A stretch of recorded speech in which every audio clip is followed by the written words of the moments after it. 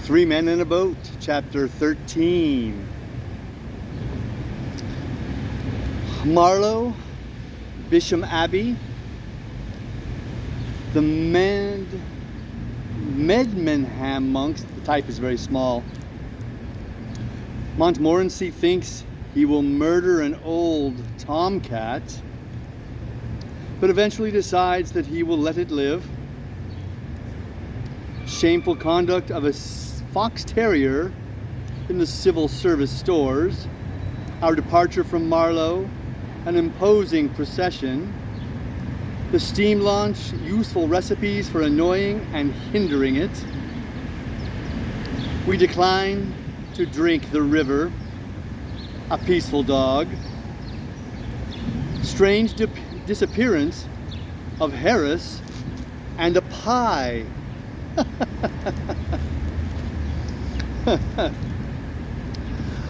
Marlow is one of the pleasantest river centers I know of.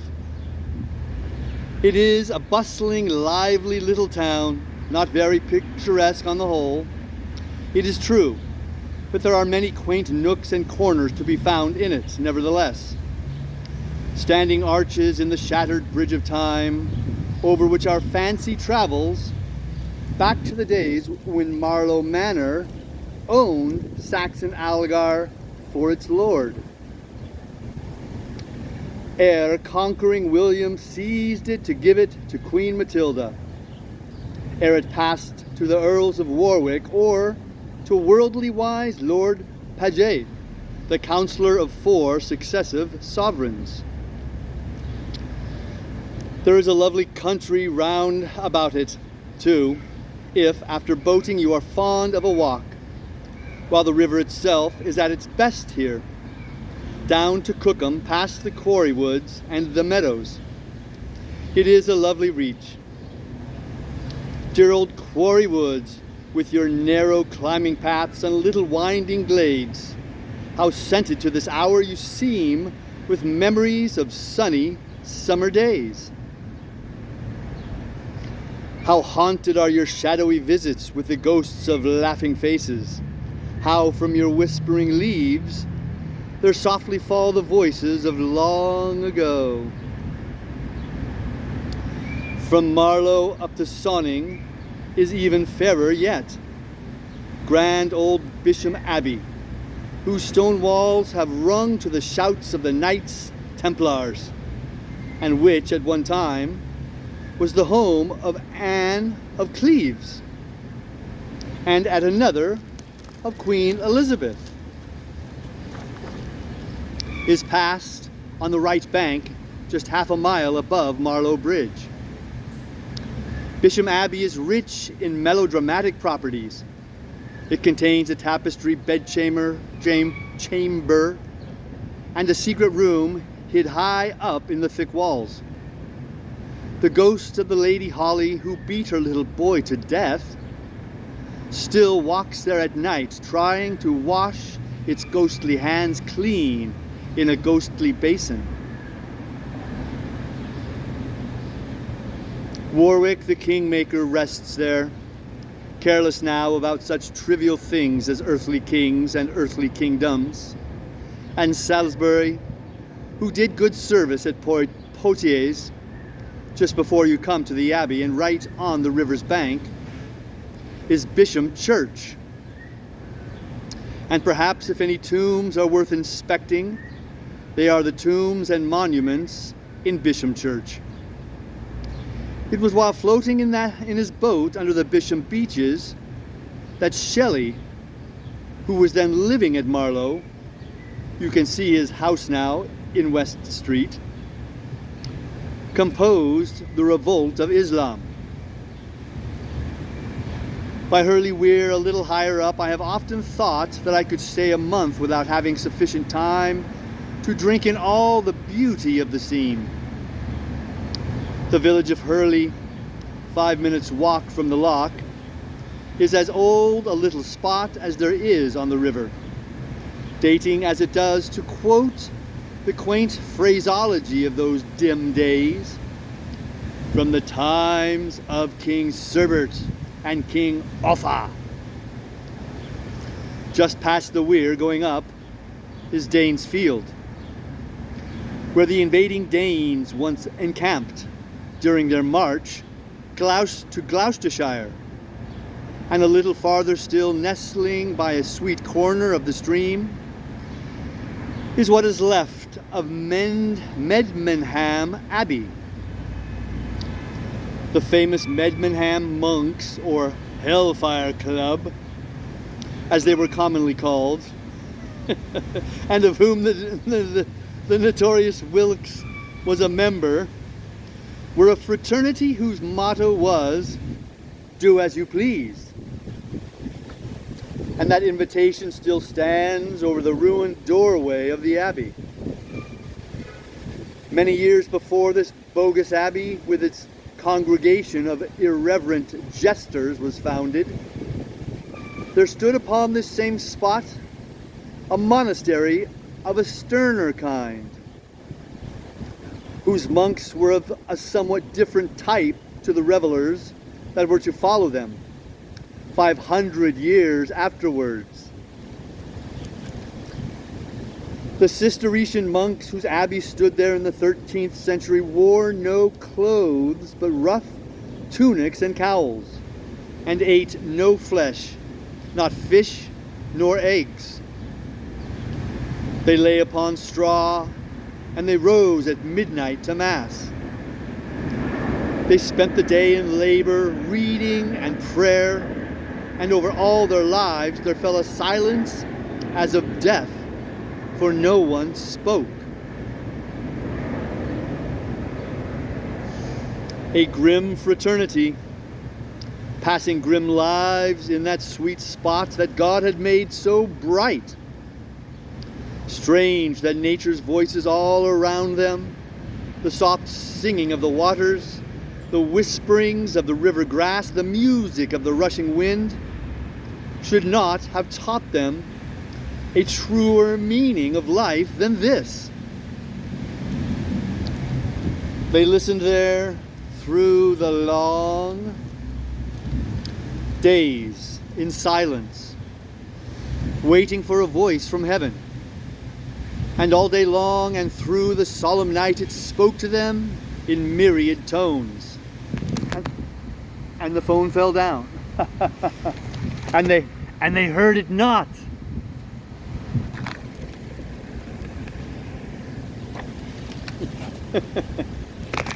Ah.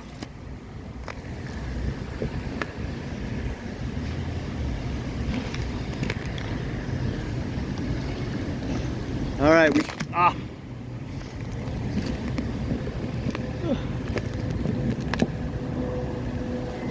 What's going on?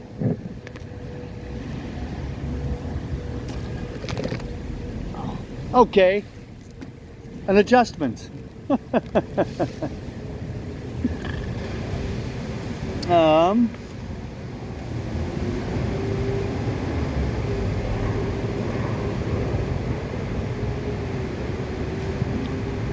Tunics and cowls, and ate no flesh, not fish nor eggs. They lay upon straw, and they rose at midnight to Mass. They spent the day in labor, reading and prayer, and over all their lives there fell a silence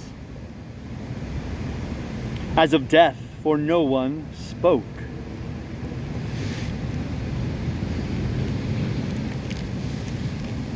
A grim fraternity, passing grim lives in that sweet spot that God had made so bright. Strange that nature's voices all around them, the soft singing of the waters, the whisperings of the river grass, the music of the rushing wind, should not have taught them a truer meaning of life than this. They listened there through the long days in silence, waiting for a voice from heaven. And all day long and through the solemn night it spoke to them in myriad tones, and they heard it not. From Medmenham to sweet Hambledon Loch, the river is full of peaceful beauty. But after it passes Greenlands, the rather uninteresting looking river residence of my news agent, a quiet, unassuming old gentleman who may often be met with about these regions during the summer months, sculling himself along in easy, vigorous style, or chatting genially to some old lock-keeper as he passes through, until well the other side of Henley it is somewhat bare and dull. We got up tolerably early on Monday morning at Marlow and went for a bathe before breakfast, and coming back, Montmorency made an awful ass of himself. The only subject on which Montmorency and I have any serious difference of opinion is cats. I like cats. Montmorency does not. When I meet a cat, I say, "Poor pussy," and stoop down and tickle the side of its head. And the cat sticks up its tail in a rigid, cast iron manner, arches its back and wipes its nose up against my trousers, and all its gentleness and peace, and all is gentleness and peace. When Montmorency meets a cat, the whole street knows about it, and there is enough bad language wasted in 10 seconds to last an ordinary, respectable man all his life. With care. I do not blame the dog, contenting myself, as a rule, with merely clouting his head or throwing stones at him, because I take it that it is his nature. Fox terriers are born with about 4 times as much original sin in them as other dogs are. And it will take years and years of patient effort on the part of us Christians to bring about any appreciable reformation in the rowdiness of the fox terrier nature. I remember being in the lobby of the Haymarket stores one day, and all round about me were dogs, waiting for the return of their owners, who were shopping inside. There was a Mastiff and 1 or 2 Collies and a St. Bernard, a few Retrievers and Newfoundlands, a Boarhound, a French Poodle with plenty of hair round its head, but mangy about the middle, a Bulldog, a few Lowther Arcade sort of animals about the size of rats, and a couple of Yorkshire Tykes. There they sat, patient, good, and thoughtful. A solemn peacefulness seemed to reign in that lobby, an air of calmness and resignation. Of gentle sadness pervaded the room.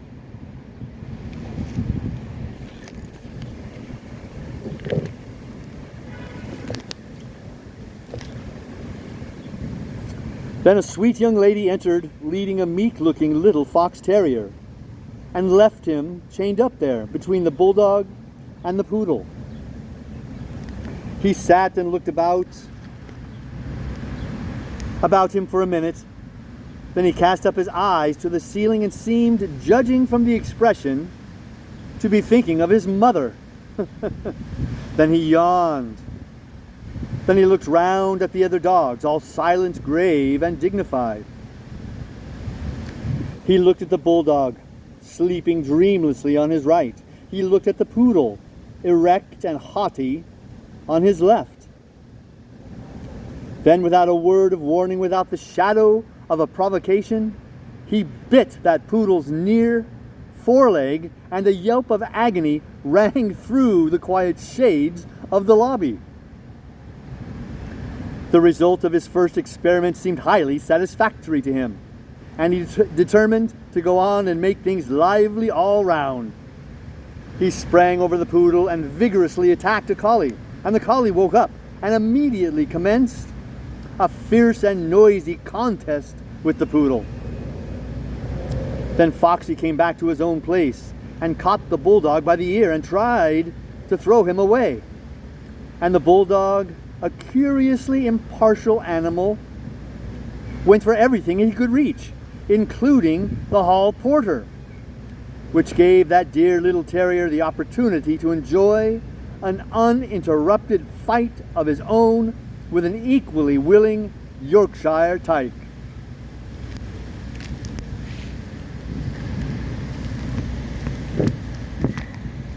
Anyone who knows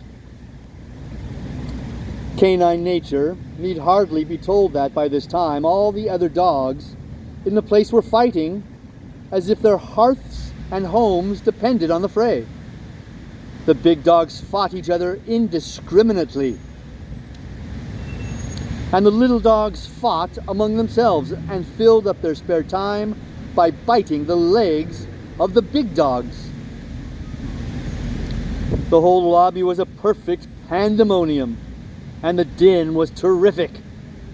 A crowd assembled outside in the Haymarket and asked if it was a vestry meeting, or if not, who was being murdered, and why. Men came with poles and ropes and tried to separate the dogs, and the police were sent for. And in the midst of the riot, that sweet young lady returned and snatched up that sweet little dog of hers. He had laid the tyke up for a month and had on the expression now of a newborn lamb, into her arms, and kissed him and asked him if he was killed and what those great nasty brutes of dogs had been doing to him.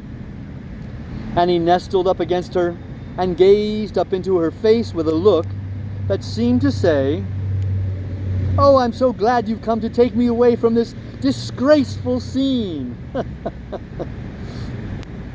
She said that the people at the stores had no right to allow such great savage things like those other dogs to be put with respectable people's dogs, and that she had a great mind to summon somebody. Such is the nature of fox terriers, and therefore I do not blame Montmorency for his tendency to row with cats, but he wished he had not given away to it that morning.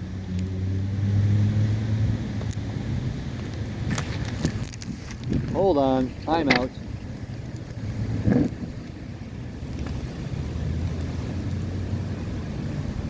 All right, let's try that.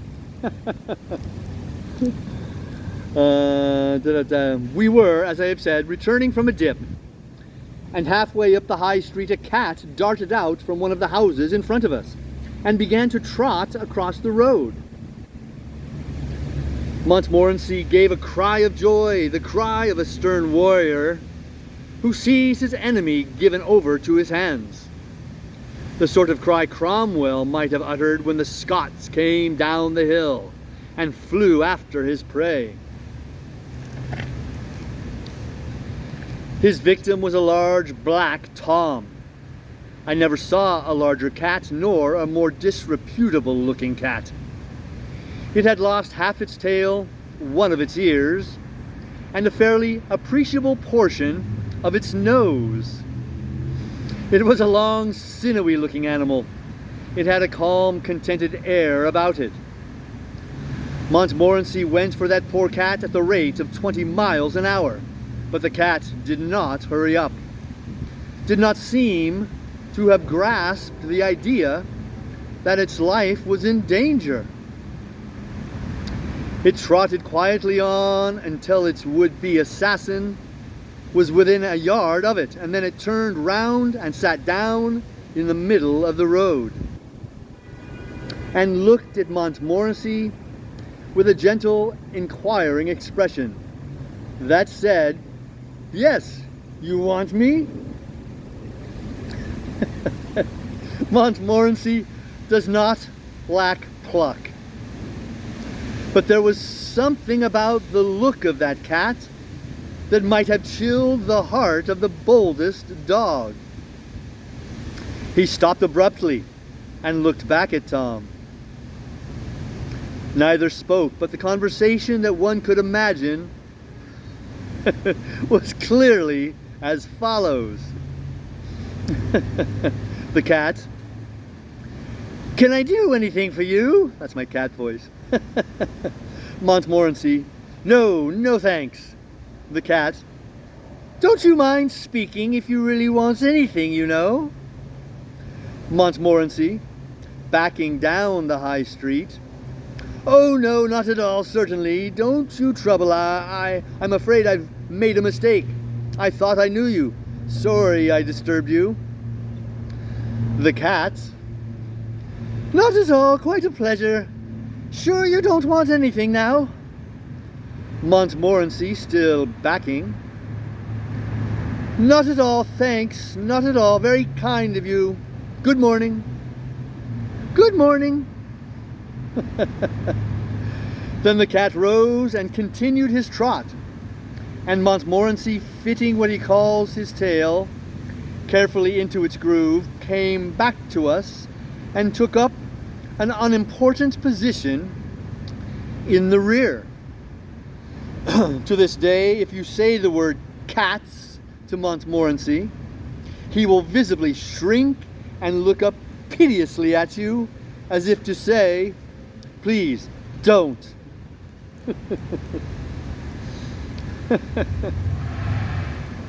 We did our marketing after breakfast and revictualized the boat for 3 days. George said we ought to take vegetables, that it was unhealthy not to eat vegetables. He said they were easy enough to cook and that they would see to that, and that he would see to that. So we got 10 pounds of potatoes, a bushel of peas, and a few cabbages. We got a beefsteak pie, a couple of gooseberry tarts, and a leg of mutton from the hotel, and fruit and cakes, and bread and butter and jam, and bacon and eggs, and other things we foraged round about the town for. Our departure from Marlow I regarded as one of our greatest successes. It was dignified and impressive without being ostentatious. We had insisted at all the shops we had been to that the things should be sent with us then and there. None of your, yes sir, I will send them off at once. The boy will be down there before you are, sir.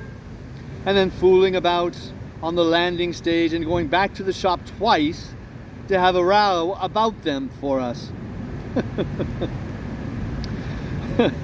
We waited while the basket was packed and took the boy with us.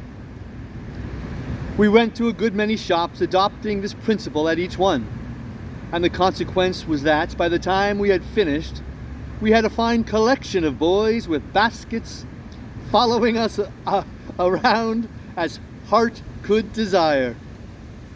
And our final march down the middle of the high street to the river must have been as imposing a spectacle as Marlow had seen for many a day. The order of the procession was as follows. Montmorency carrying a stick, 2 disreputable looking curs, friends of Montmorency's. George carrying coats and rugs and smoking a short pipe. Harris trying to walk with easy grace while carrying a bulged out Gladstone bag in one hand and a bottle of lime juice in the other. Greengrocer's boy and baker's boy with baskets. Boots from the hotel carrying hamper. Confectioner's boy with basket, grocer's boy with basket, long-haired dog, cheesemonger's boy with basket, odd man carrying a bag, bosom companion of odd man with his hands in his pockets smoking a short clay, fruitier's boy with a basket, myself carrying 3 hats and a pair of boots, and trying to look as if I didn't know it. 6 small boys and 4 stray dogs. When we got down to the landing stage, the boatman said, "Let me see, sir, was yours a steam launch or a houseboat?" On our informing him it was a double sculling skiff, He seemed surprised. We had a good deal of trouble with steam launches that morning.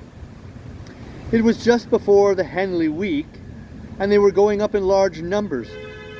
Some by themselves, some towing houseboats. I do hate steam launches. I suppose every rowing man does. I never see a steam launch, but I feel I should like to lure it to a lonely part of the river and there, in the silence and the solitude, strangle it. There is a blatant bumptiousness about a steam launch that has the knack of rousing every evil instinct in my nature. And I yearn for the good old days when you could go about and tell people what you thought of them with a hatchet and a bow and arrows.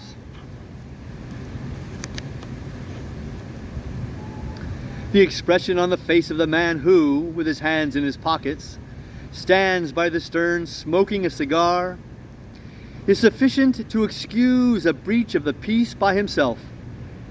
And the lordly whistle for you to get out of the way would, I am confident, ensure a verdict of justifiable homicide from any jury of rivermen. They used to have to whistle for us to get out of their way. If I may do so without appearing boastful, I think I can honestly say that our one small boat during that week caused more annoyance and delay and aggravation to the steam launches that we came across than all the other craft on the river put together. "Steam launch coming," one of us would cry out on sighting the enemy in the distance, and in an instant everything was got ready to receive her. I would take the lines and Harris and George would sit down beside me, all of us with our backs to the launch, and the boat would drift out quietly into midstream. On would come the launch, whistling, and on we would go drifting. At about 100 yards off, she would start whistling like mad, and the people would come and lean over the side and roar at us. But we never heard them. Harris would be telling us an anecdote about his mother, and George and I would not have missed a word of it for worlds. Then that launch would give us one final shriek of a whistle that would nearly burst the boiler, and she would reverse her engines and blow off steam and swing round and get aground. Everyone on board of her would rush to the bow and yell at us, and all the other passing boats would stop and join in, till the whole river, for miles up and down, was in a state of frantic commotion. And then Harris would break off in the most interesting part of his narrative and look up with mild surprise and say to George, "Why, George, bless us, if here isn't a steam launch." And George would answer, "Well, do you know, I thought I heard something."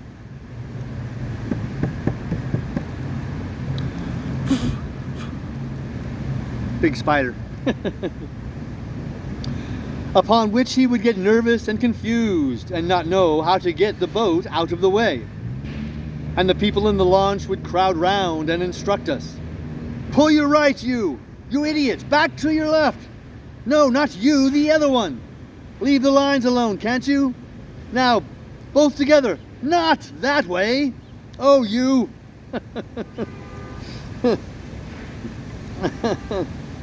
Then they would lower a boat and come to our assistance, and after a quarter of an hour's effort would get us clean out of their way so they could go on.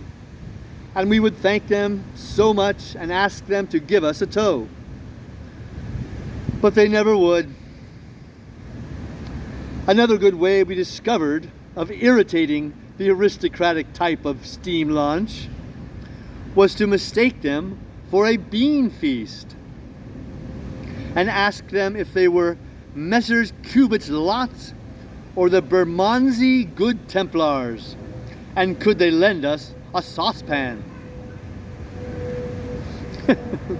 Old ladies not accustomed to the river are always intensely nervous of steam launches.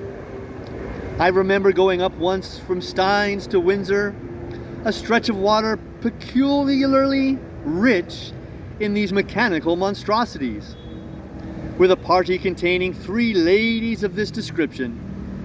It was very exciting. At the first glimpse of every steam launch that came in view, they insisted on landing and sitting down on the bank until it was out of sight again. They said they were very sorry, but that they owed it to their families not to be foolhardy. We found ourselves short of water at Hambledon Lock, so we took our jar and went up to the lock keeper's house to beg for some. George was our spokesman. He put on a winning smile and said, "Oh, please, could you spare us a little water?" "Certainly," replied the old gentleman. "Take as much as you want and leave the rest." "Thank you so much," murmured George, looking about him. Where do you keep it?" "It's always in the same place, my boy," was the stolid reply. "Just behind you." "I don't see it," said George, turning round. "Why, bless us, where's your eyes?" was the man's comment, as he twisted George round and pointed up and down the stream. "There's enough of it to see, ain't there?" "Oh!" exclaimed George, grasping the idea. "But we can't drink the river, you know." "No, but you can drink some of it," replied the old fellow. "It's what I've drunk for the last 15 years.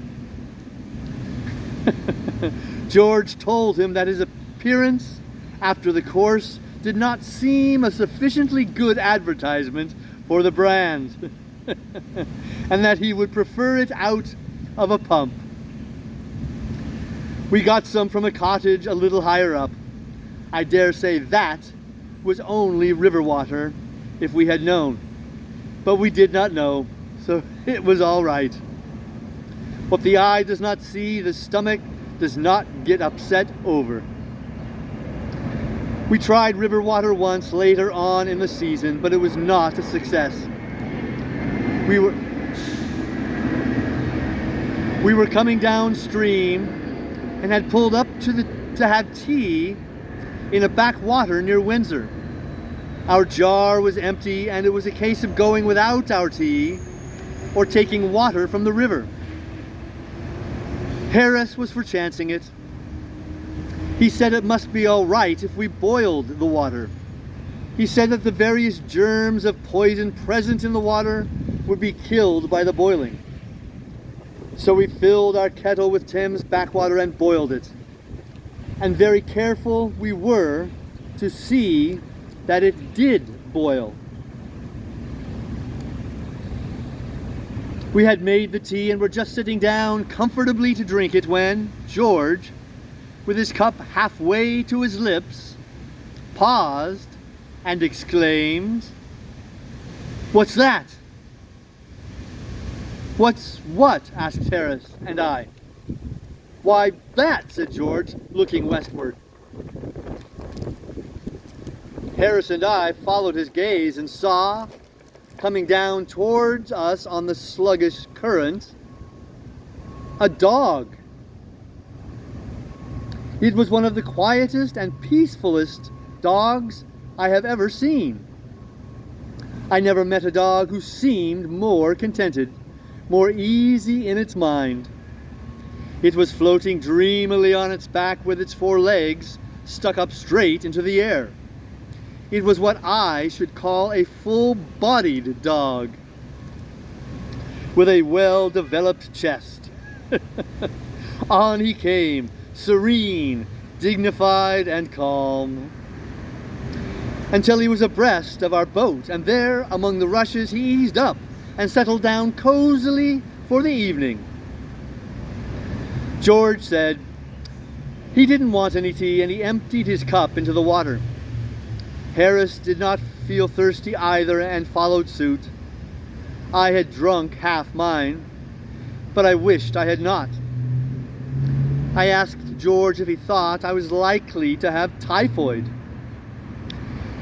He said, oh no, he thought I had a very good chance indeed of escaping it. Anyhow, I should know in about a fortnight whether I had it or not. We went up the backwater to Wargrave. It is a shortcut leading out of the right-hand bank about half a mile above Marsh Loch, and is well worth taking, being a pretty shady little piece of stream, besides saving nearly half a mile of distance. Of course, its entrance is studded with posts and chains, and surrounded with notice boards menacing all kinds of torture, imprisonment, and death to anyone who dares to set skull upon its waters. I wonder some of these riparian boars don't claim the air of the river and threaten everyone with 40 shillings fine who breathes it. But the posts and chains, a little skill will easily avoid. And as for the boards, you might, if you have 5 minutes to spare, and there is nobody about, take 1 or 2 of them down and throw them into the river. Halfway up the backwater we got out and lunched, and it was during this lunch that George and I received a rather trying shock. Harris received a shock too, but I do not think Harris's shock could have been anything like so bad as the shock that George and I had over the business.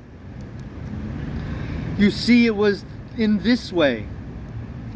We were sitting in a meadow about 10 yards from the water's edge, and we had just settled down comfortably to feed.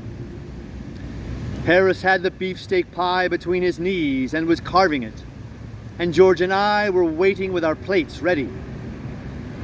"Have you got a spoon there?" says Harris. "I want a spoon to help the gravy with." The hamper was close behind us, and George and I both turned round to reach one out. We were not 5 seconds getting it. When we looked round again, Harris and the pie were gone.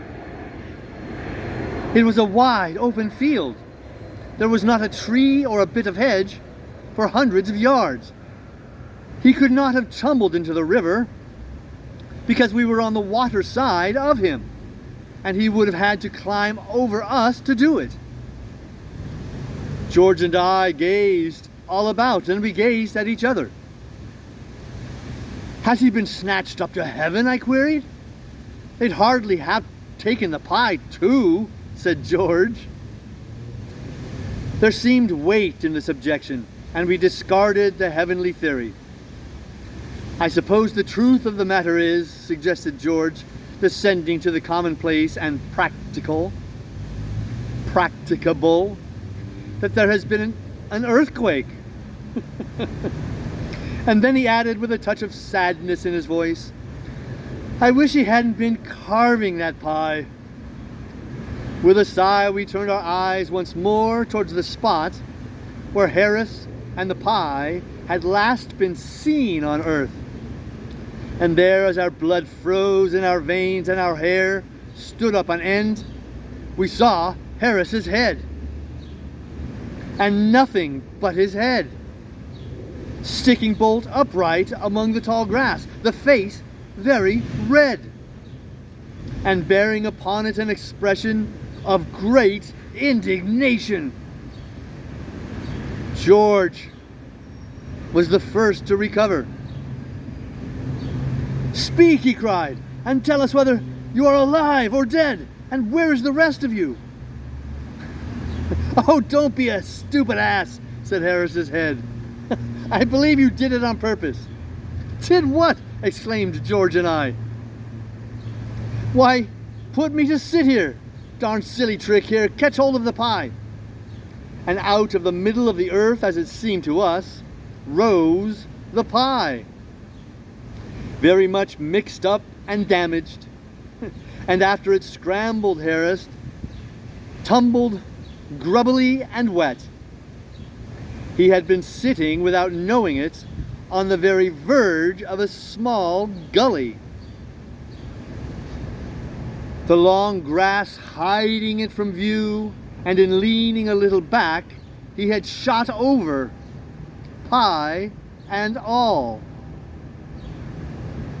He said he had never felt so surprised in all his life as when he first felt himself going, without being able to conjecture in the slightest what had happened. He thought at first that the end of the world had come.